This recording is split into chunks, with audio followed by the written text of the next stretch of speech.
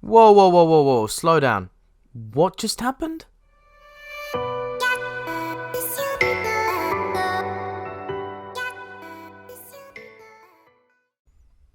So this review is probably going to be fairly short, as this story is only 2 issues long and I've already covered Alan Barnes, the writer, in a previous video. Spoiler alert, he is awesome.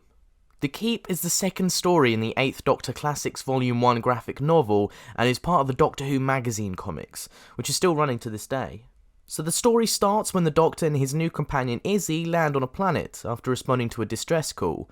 After seeing a large dome, the pair are quickly caught and restrained by some bandits before being teleported away equally as quickly. They end up inside the dome and are greeted by Marquez, an android servant of a creature called Crivello.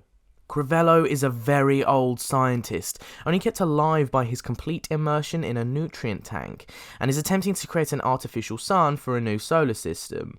You see, Earth had been recently engulfed by solar flares which devastated the planet and made the remaining members of humanity turn savage and start fighting each other, those being the poor section of society that were not able to afford to travel off-world like the rich did.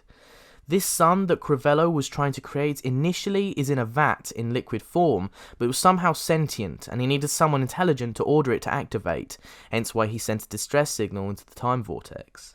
After some gentle persuasion, the Doctor communicates with it and orders it to travel to an unpopulated part of the Crab Nebula to become humanity's new home.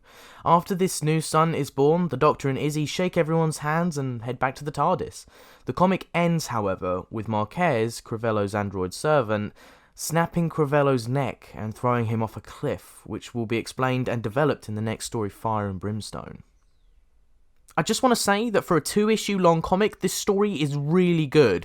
However, it's a real shame that it was only 2 issues long, as the story had a lot of content that it simply had to tell very quickly, not giving enough time to immerse the reader. In parts, the story felt rushed and almost felt like all it was doing was explaining itself, rather than telling a story. I don't really blame Alan Barnes for this, however, as I'm sure it's difficult to be approached for a good story that's only 2 issues long. And don't get me wrong, it's a good story. I liked Crivello, and I thought it was an intriguing story to tell, keeping me locked in for the entire read. I just wish it had been a few issues longer so I could really immerse myself in it. The end of this comic was, well, shocking, in a good way. When Crivello was thrown off the edge of the cliff and left for dead by Marquez, it genuinely made me look up from the book and think, wow. That's actually pretty shocking. It depicted it in this graphic way and doesn't hold any punches, and that's really effective for this sort of scene. Overall, I liked this one, but I just wish it was longer. I'm gonna give this one a 6 out of 10. Great ideas, it sets up an interesting world, but it doesn't develop this far enough due to its length.